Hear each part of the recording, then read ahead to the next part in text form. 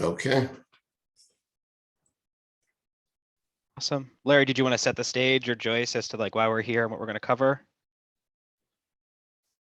Sure. Hello, everyone. Welcome for joining us. In case you don't know, I'm sure Colby might even show us another town to give us a live demo of what Chatbot is doing for other towns, but we're looking to implement the Chatbot. Chatbot pretty much is just, it's a little icon on the home page or on any page. Could be your department's page. It could be customized to your department. And it basically will be set up so that it can answer any question anyone has. So they'll type in their question. It'll come back with an answer. It's just a little text box that will be on all the web pages. So pretty much it needs to be set up and trained. The company that we're using, called Phrase, F-R-A-S-E, we purchased the chatbot a little while ago, and we'd like to implement it as soon as possible. But the IT department, as the IT department, we really don't know every little thing that every department does and every question that they get, either by phone or through their website. So I know customer service would play a big part in this because they get a lot of calls. They know the most popular questions. But what we did, it scans through our website and figures out questions and answers, but they're not always correct. We also looked at the top 250 questions that we've had through our website, and we took all of those questions and answers and we populated the chatbot with that. But it's still not enough. We need each department to go through and test the most popular questions that they get, which once this is populated, it will save you a lot of phone calls, save customer service phone calls, save your department phone calls, hopefully. So we're really excited about this, and we'd really like to implement it as soon as possible. So we need every department's buy-in, and Colby will go through and walk you through it. But any questions, you could contact us, or we could contact Colby if there are any specific questions about functionality. Yep. And as we kind of go through this too, feel free to interrupt me or just ask questions in the chat. And Larry, if you can take a look at that, that'd be very, very helpful. And then, yeah, Larry, you can be the bad guy and interrupt me through this then. Okay. Perfect. And so can everybody see my screen okay? Yes. Oh, perfect. Okay. And so as Larry mentioned too, so the city of Norwalk has purchased the chatbot. Joyce and Larry have been building out and customizing your chatbot behind the scenes. But really what I wanted to do is just kind of show you kind of big picture, like how this chatbot is going to work, knowing that, you know, we will want participation from other staff members in the department just to make sure that this is successful. So essentially let me start with Phrase. So who Phrase is, we are the technology provider behind the chatbot. So we launched a partnership with Civic Plus, you might be familiar with. We launched a partnership in early 2021. At this stage, we have close to 100 local government clients who are at various stages of like implementation of our chatbot. So I'm happy to send over some examples here. I'll walk you through some examples as well today, but it really runs the gamut from like small towns and villages who have a few thousand people to larger counties as well. I think maybe Pierce County or Pierce County, I think they have close to 1 million in population. They are using our chatbot on their website. In terms of like how it works or what you can do with it, I'm happy to walk you through some examples. What you're really able to do, let me even show you with Placer County here. Actually, let me show you Portland. That's probably a good one, actually. So let me show you here. So as Larry mentioned, and I think just in like big picture too, we're all kind of like familiar with chatbots or chat. on a website, typically what's going to happen is it's going to live in the bottom right-hand side of the site. And really what's happening within local governments is more and more residents are expecting you to have chat on your website nowadays to get their question answered immediately.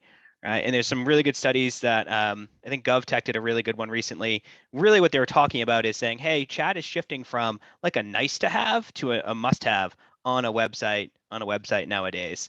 And it's really something that in really big picture, the goal of chat or a chatbot is to answer a resident's question instantly.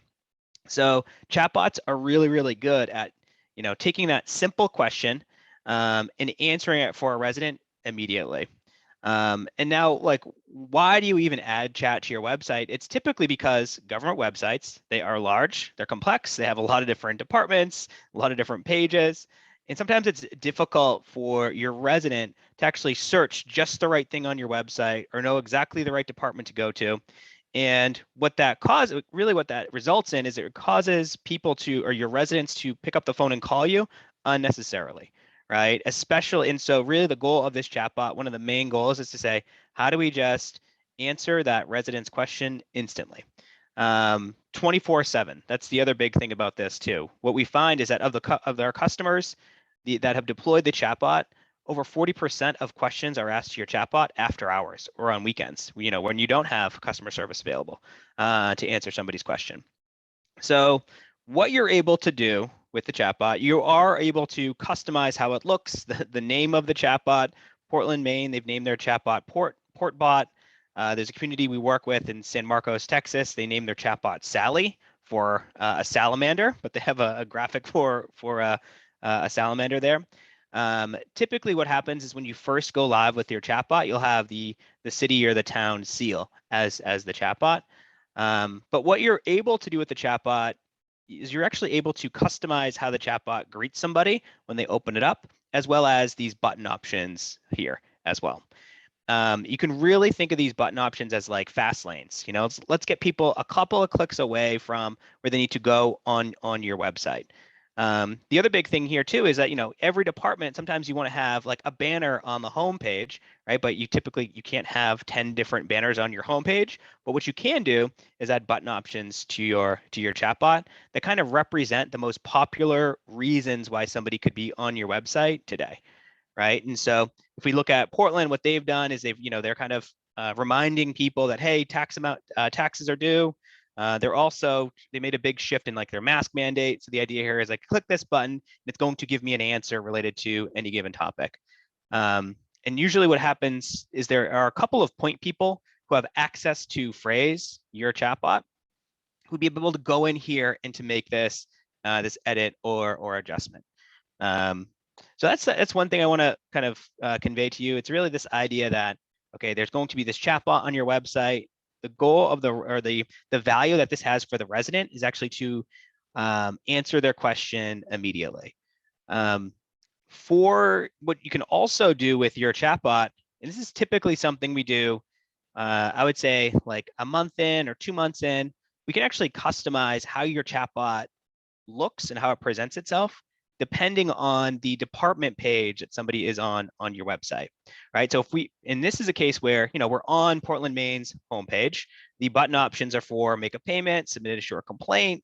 However, let's compare that to their automobile registration page. Okay, so this is actually a page or a department rather that gets a lot of like customer service calls, right? And a lot of the calls they get are very simple, right? People are asking questions around like, how do I calculate how much excise tax I owe? Or do I need to schedule an appointment if I'm getting a renewal, right? So what Portland did is they were like, hey, you know what? If somebody's on this page, let's try to do everything we possibly can to deflect that person from calling us, especially for those simple questions. So let's customize the chatbot. And so on their automobile registration page, they've customized the chatbot to say, hey, do you need some help with your automobile registration? Right? When I open this up, instead of like the generic options or the default options available, now it is like custom to this department, right? They're encouraging people to go to the state's rapid renewal system if they're trying to renew their appointment. And then the other thing is what they're trying to do is they're trying to encourage people to like almost anticipate what that common question is and then answer it right here for the resident. So keep that in mind. Like as we, as time goes by, we are going to be able to customize the chatbot depending on the department page that somebody's on. This is also very common on public safety or human services pages, right? It's very common on like a police department page or human services page to let people know at the very top here, this is for non-emergencies. If this is an emergency, call 911 or whatever those other, basically you're able to customize the text that's presented here depending on the department. So keep that in mind. Now, a big question is usually, and well, if I take a step back too, you can almost think of this this chatbot as having a brain, and its knowledge is going to come from two places. One place is actually going to be from you training the chatbot, saying, if somebody types in, do I need to schedule an appointment, or clicks this button, you've trained the chatbot on how you want it to specifically answer that type of question. So let me show you an example too with Placer County here. They have a button option for About Placer. When I click it, they've trained the chatbot specifically to answer with, embedding this video and having these links here. If I click the button for Find My District, they've also trained the chatbot to embed this this element here for somebody who can look up their counselor in their district as well. So in terms of the knowledge of the chatbot, it's going to come from your you training it, right? And you can provide very custom responses, doing things like embedding images or code or video as well. But then there's another source where the chatbot pulls its knowledge from, and that's actually from your website itself. So I think I have an example queued up with the city of Topeka here.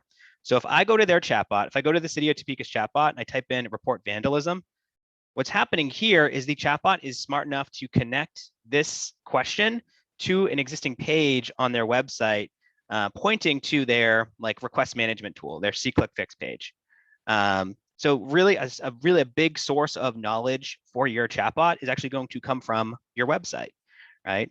And your chatbot, it is really smart enough to really understand the intent behind the question and then match that intent with the best possible page. And so a good example I always use for this is, no one, regular people, we don't say, hey, I'm going to take my solid waste out, or I'm going to take in my solid waste barrels in, right? We say garbage, right? So your chatbot would be able to kind of connect the dots where if somebody mentions garbage or when is my collection day, it's able to point to or find an answer from your solid waste and recycling page. Okay. And that's really unique to Phrase, where it's this idea that we crawl your website to pull answers from your website. You can actually connect multiple websites to your chatbot. So if you want to crawl parts of the county website or part of the state website, you can absolutely do that as well. And that's really where the knowledge of the chatbot is going to come from. It's not going to make up an answer, right? It's not going to go do a Google search. The knowledge of your chatbot is really going to come from your trained answers and your existing website content. What also happens is as you make changes to your website, as you add pages, as you edit the text, your chatbot will automatically recrawl your website to pick up on that new information as well.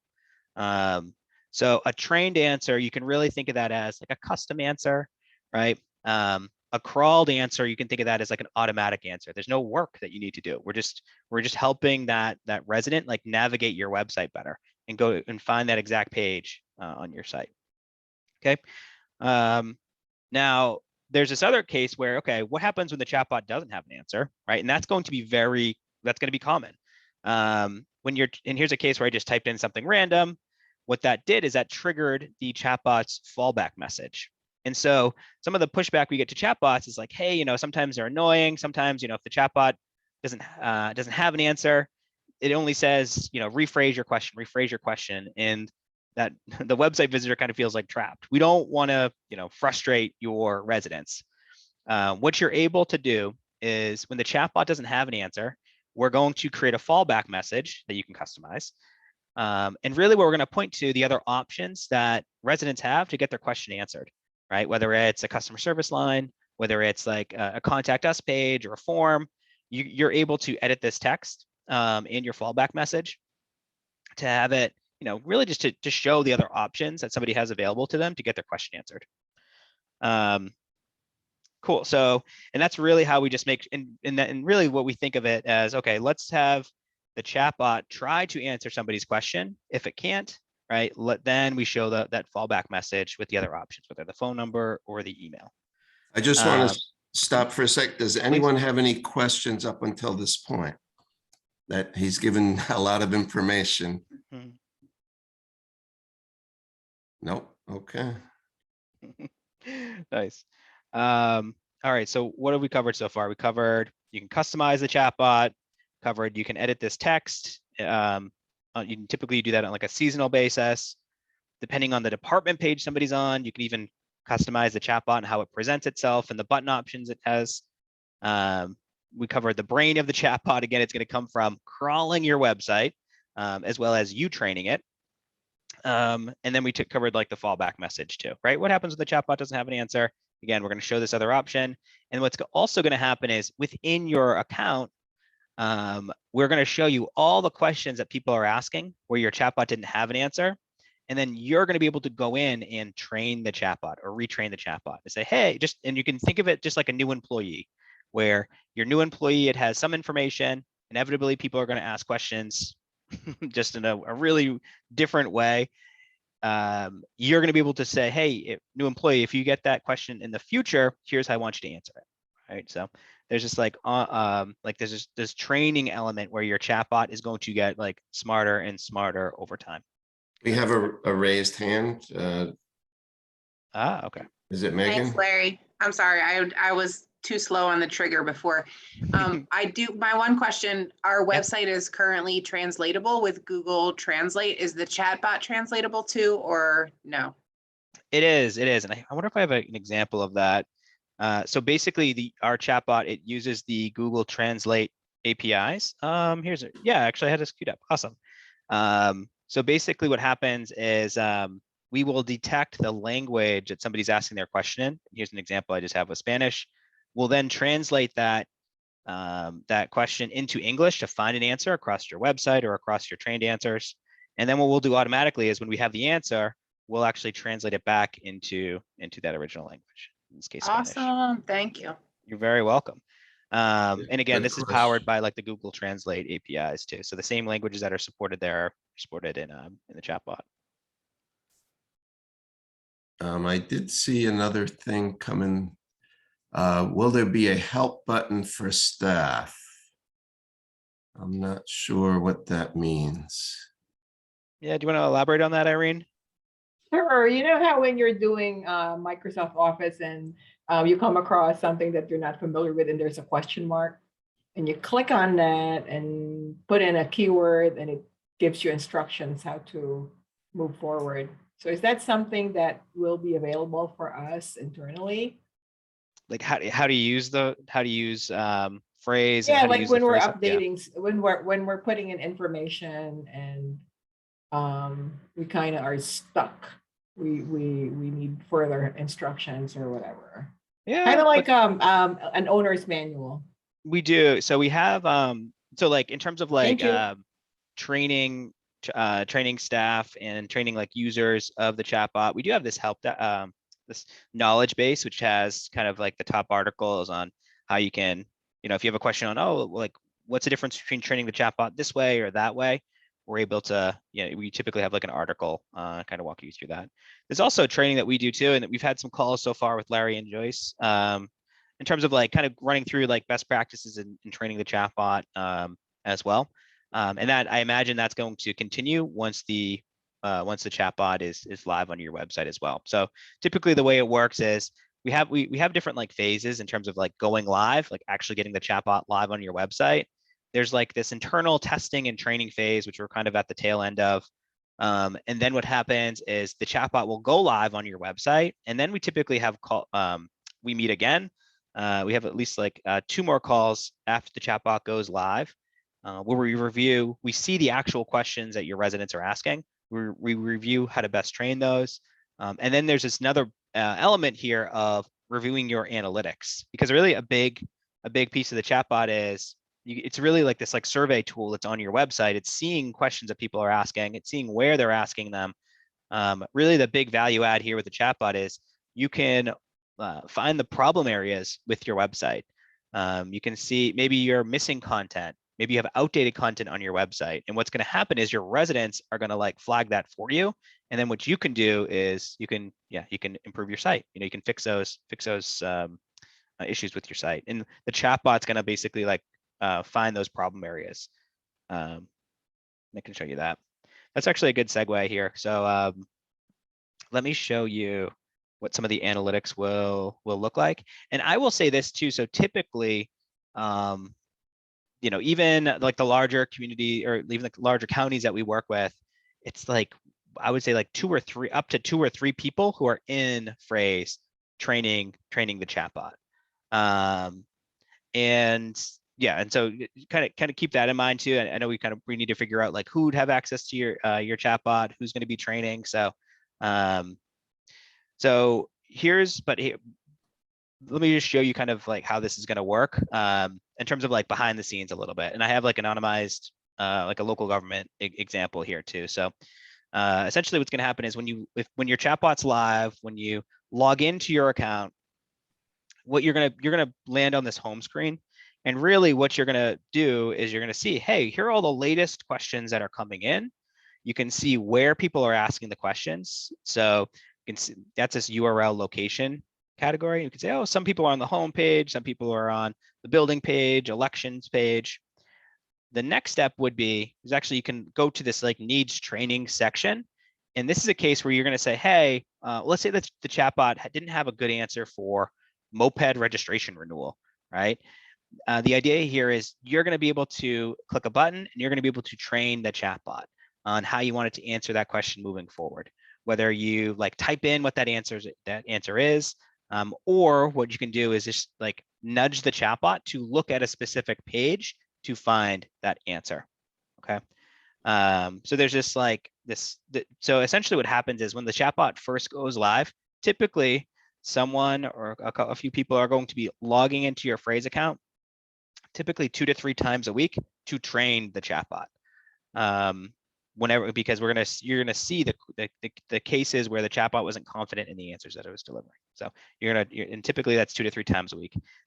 That tapers off generally after I would say 45 or 60 days. And then what's going to happen is, one person will be logging in maybe like once a week to train the chatbot, right? Because again, this big thing here is as you train, the chatbot is going to learn, it's going to get smarter, it's going to know how to answer more and more questions, and that's going to mean less training that you're going to need to do. Let me ask you here, how much time do we have too, Larry? Did we set aside just a half hour for this, or? No, we could go longer. Yeah, that's not a problem. If Cool. people can't stay, that's fine. We're recording the session, so. Nice. Okay. Yeah. So very much what we're thinking about here too is, okay, the chatbot, it's listening, it's seeing the questions that your residents are asking. We can see where they're asking them. And really like our big goal is actually to use the chatbot data to improve your website, right? To maybe identify like pages that have like missing content. Maybe you should add some like information on specific pages, and the chatbot's going to help you identify that. So here's what our analytics looks like. And sometimes when we talk about like web analytics, they are not really tangible, right? It's like information like website visitors or time spent on site or bounce rate, which is not really helpful.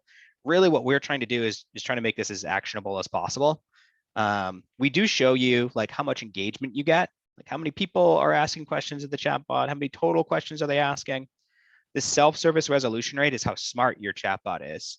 And this is a number that's going to improve over time. A 75% self-service resolution rate means 75% of the time, the chatbot is really, really confident in the answers that it's delivering. And typically what we find is, there are going to be some times where people ask your chatbot a question that should be directed towards customer service, right? That does need to be handled by a member of staff. But typically what we find is that between like, I would say 75 and 80% of questions asked, they are much simpler in nature. that can be kind of handled by a chatbot. But we do kind of look at that over time, the self-service resolution rate. And speaking of that, that's a good segue. We do have a question from Craig Schmidt. Will there be an option to opt out to a live person such as customer service? I think that would be a good default message, is to give customer services number, but you could go through that. We did discuss that, and there is an option. We're not going to implement that yet. I don't know if we will implement it, but there is an option to have a live person on the other end. But I don't know how we would work that out with customer service. But we wanted to just get this up and going first, and then we were going to look into that. Yep, that's right. And so, so in your phrase account, we do not have any. I think I have an example here. There's not any live chat that you would do in phrase. We actually integrate with other live chat providers. So your current workflow, what's going to happen is if the chatbot doesn't have an answer, what the resident is going to see is they'll see this fallback message, right? It's going to list the customer service phone number. It can list emails. We can also list in a form here. So when somebody fills this out, we could send an email notification to the customer service team. We do integrate with live chat tools. And the way that would work, and I have this example too from a customer. It's not common with local governments, but the way that you would set this up is, okay, if this is during business hours, or even certain like times of day, there'll be that option that you just saw where it said in the phrase chatbot, there'll be a link that says talk to a human. When I click on that, what happens is I close out phrase, and what we do is we open up your other live chat tool. This would also work too if your chatbot didn't have an answer. Like in that fallback message, it'd be an option for like talk to a human, right? And the way that we would configure that too, that could just be we only provide like that talk to a human option during business hours. Okay, you set that, but by and large, like it seems a lot of the questions that your chatbot is going to get can be handled by, handled by the chatbot. But yeah, but then again, though, it's like this isn't. There are some people that always want to pick up the phone and call, right? I think that's fine. That's why we want to make sure that in our fallback message, we let people know the phone number that's available to them too. Cool. I saw something else pop up. If the chatbot is on a particular department's page, would they be able to send an email to that department instead of customer service? Yes, that's right. So this is a case, if I go back to Portland, that form right there, the chatbot's smart enough to say, hey, if somebody's on that specific page, like automobile registration, let's send an email, let's send that form and email notification to the vehicle registration department instead of like general customer service. Okay. Awesome. Now this is the good stuff here too, where, okay, if you think of it too, your chatbot, it's collecting, it's seeing the questions people are asking. We're seeing where they're asking questions. These two reports become really, really valuable. Your URL locations report, this is where people are asking questions. And then there's this top topics report. This is what we're doing here is we're grouping together all the questions that are coming in around key topics. And generally the workflow that you'll say is like, you'll say, hey, typically on like a monthly basis, you'll go in here and you'll say, okay, where are people asking the most questions, right? And we can see here that, okay, over this time period, 181 were asked on the license center, the county jail, like you can see that we can take a look at each of these. The way our analytics work is you can actually filter your top topics report just to look at a given department. So for tax collection, right? If you want to see, hey, what are all the questions I'm getting related to tax collection? You'd be able to see that. We group together, we show you all the topics that people are asking questions about. And typically, and this is like very common too, where I think there's a small town in Illinois we work with. One of their top pages for questions was their utility billing page.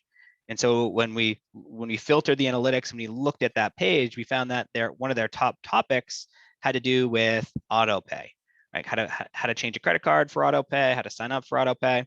And at first, when we met with the town, they were like, Colby, come on, like it's obvious, like let's go to that utility page. We addressed that auto pay question. And sure enough, when we went to the page, nowhere on the page was the term auto pay.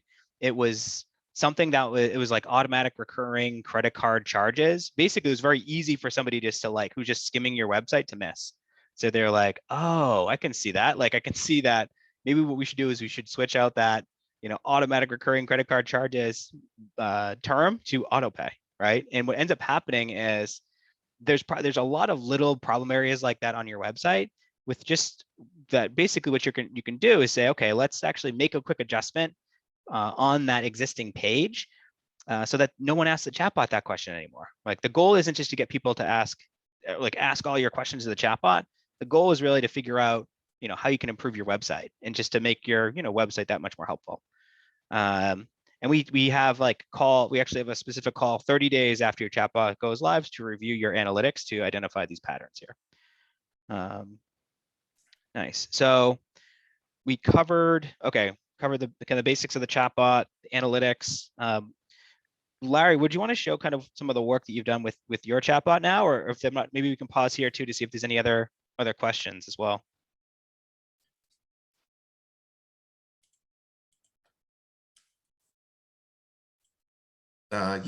Yeah, we can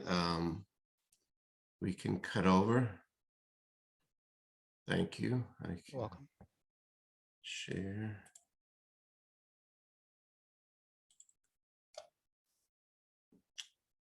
Okay, well, maybe not. First thing I will show is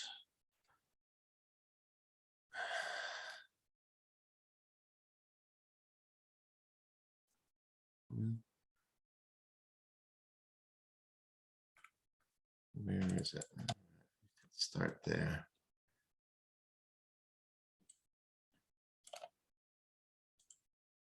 Can everyone see this page that says City of Norwalk chatbot testing? Or no? Are you seeing the other page? No, we see it, Larry. What's that? We do see it. You do see it? Okay. Yep. I'll send this link out to everyone. But this is something that our department set up. So you can go in and test our chatbot before we put it out live to the public. So yep, you just type in like beach stickers.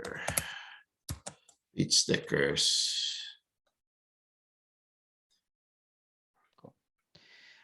And you've already done like a ton of like internal testing and training of the chatbot already. Yeah. The chatbot is going to learn a ton more too once it's live on your website, having like residents interact with it. One thing, Larry, if you go back into your account, I just want to show a couple other things here. If we look at like consider training, let's just show an example of like training the chatbot or what the workflow would look like. So this consider training tab, this is basically the questions your chatbot's getting where it wasn't like really confident in the answer. It needs a little bit of an extra like nudge to say, hey, this is what the answer really is.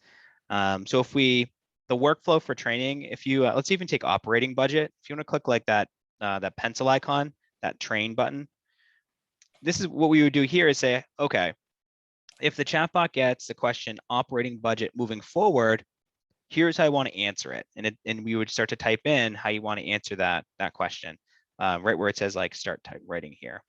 And there's really like two main ways you can train the chatbot.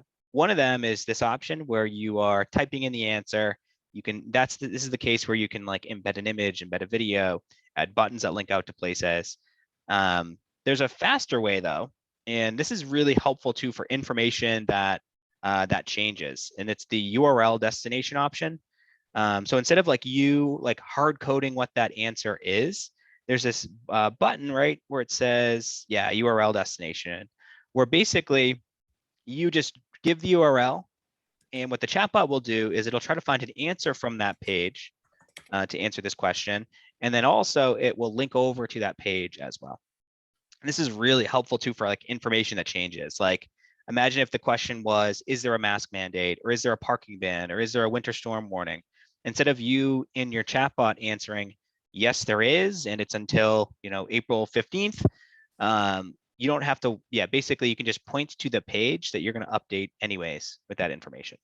So it's basically we think of your website as like the source of truth. We want to point your website or your chatbot to the right page you're going to update anyways. So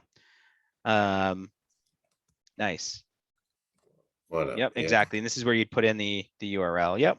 And that's really the training workflow. Like you'll go to that considered training section. You'll look at the questions where the chatbot wasn't too confident, and you'll start to train the chatbot. Yeah, I believe, I mean, customer service will definitely be in here. We'll give them access to this. Certain departments will have access, but we'll have an easier way for most of the departments to really just fill out a form. Or an Excel spreadsheet, it'll go in, and we have a way, Joyce has set up a way to import the data directly into the chatbot. So we're not going to require everyone to learn this product and go in here and try to figure it out. We'll have an easier way for every department to do their own thing. But if you want to customize, the question we had from Holly is a great question. If you want to customize for your department, that's another area. Where is that, Colby? Under assistance on the left-hand side. Yeah. Yep. And then your Norwalk CT chatbot. Yeah. Scroll up. Yep. What we're looking at here, this is basically where you'll customize your chatbot. Yep. And then customer journey, and then custom journeys right at the top. Right. Yeah, right at the top there. Yep. And so again, yeah, for purchasing, tax collection, parks and recreation, you'll say, hey, if somebody's on this page, how do I want the chatbot to greet somebody? What button options do I want to have as like default options for people that are on this page? So right, it looks like we played around with it, and we created a journey or custom chatbot page for purchasing. So these are some of the common things that people are going to look for, and then we have their phone number. But each department can have their own separate chatbot journey and default page, which will make it a lot better for the public. Nice.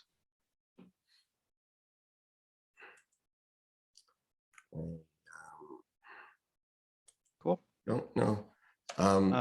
Colby, nice. earlier you showed all the, I don't know what site it was, but all the questions, you showed all the, well, here we go. Here's a good example. These are all the questions that most of these we brought in, I believe, from the most popular questions from our website, and these are the answers that we already brought in. That's right. So we have a lot of these, and you see on the left-hand column, these are all the different things people can type in, and then it will bring you to either buttons or web links or pictures or whatever we want to customize it to for the answer. And if you even take the marriage license one right up there, or any one of these is fine. There's one for marriage. If we click into it, really the idea behind this is there's like 1,000 ways to ask a question. But the answer is pretty much the same. Like there's probably 1,000 ways that I could ask for like a copy of my marriage certificate or my marriage license. The idea here is like, hey, let's give the chatbot a few versions of how somebody might ask that question. And then so it's like, oh, we give it like 5 ways that somebody could ask it. And then the chatbot's smart enough to pick up on like the 1,000 other ways that somebody might be able to ask that in the future. Right. So it's just going to result in less training for you. So it's helpful to like group together similar types of questions around an answer. So. Yeah.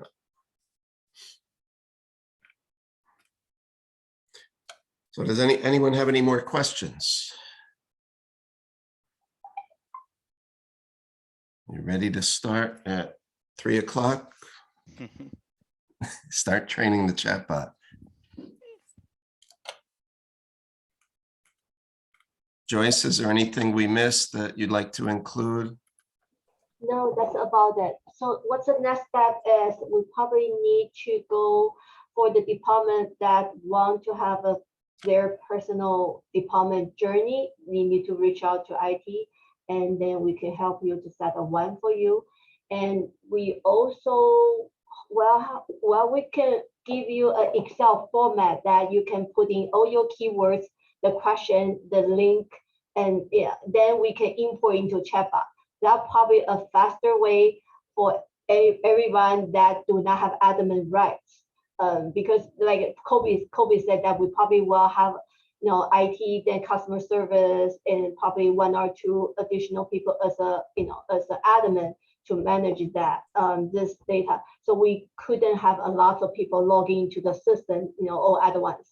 So the best way to keep to have the project start as fast as possible is providing us an Excel spreadsheet with keywords and questions that then we can import into the Chatbot database fast, and then as a start, so we can go live as fast as possible. And once we go live, then if there's a minor changes, you can reach out to us, customer service. Then we can always do the fine tuning later. But Joyce, when would you like this to go live feasibly? Or Larry, when would you really like us to be live and actively updating?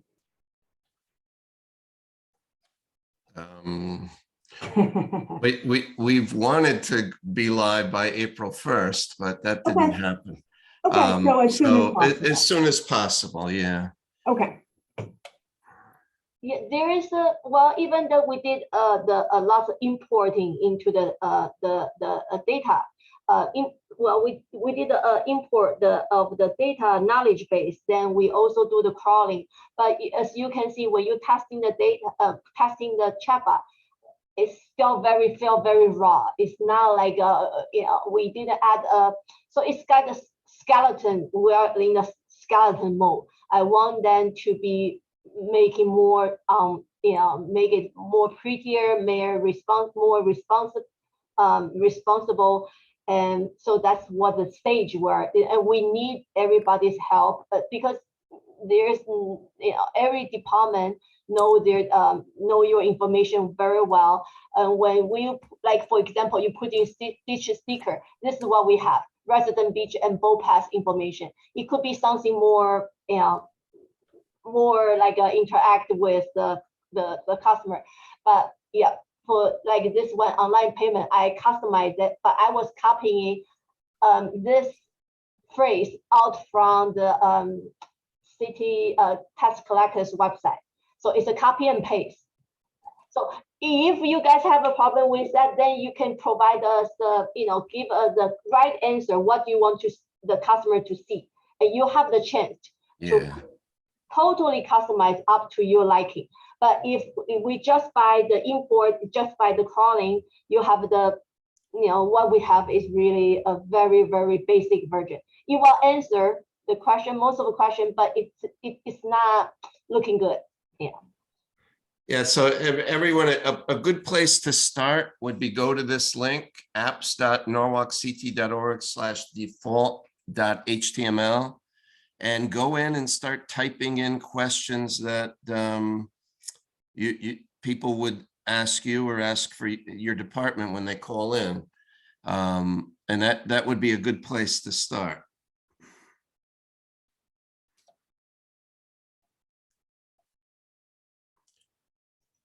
Larry, can you show them the Excel that format that they can import and they can provide to us the import? I was looking for it earlier and I couldn't find the I couldn't find it. Can you share it? Hold on, I'll stop sharing. You're on the right page, Larry. You just need to scroll up a little bit. When you ask for the data set, then you can, that's where you can see the format. Oh, all right.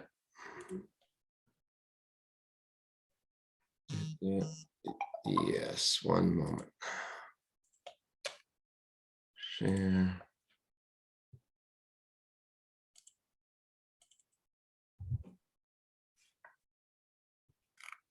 Okay.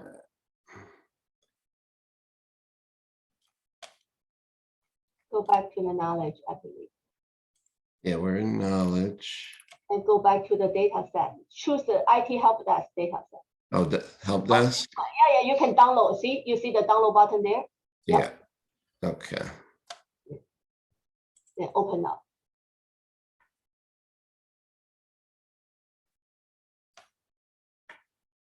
Can everyone see that? No, Yep. that's too much. No, I did it.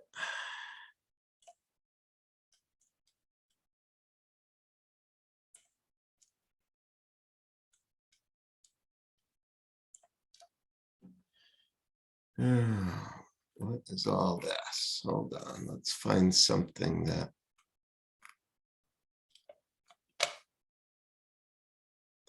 But this is what we will import for you.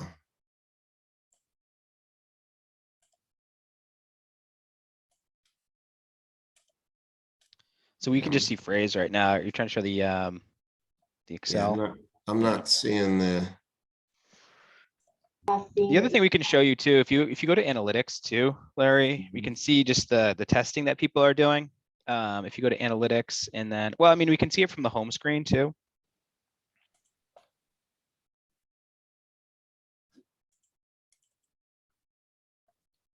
All right, that's good.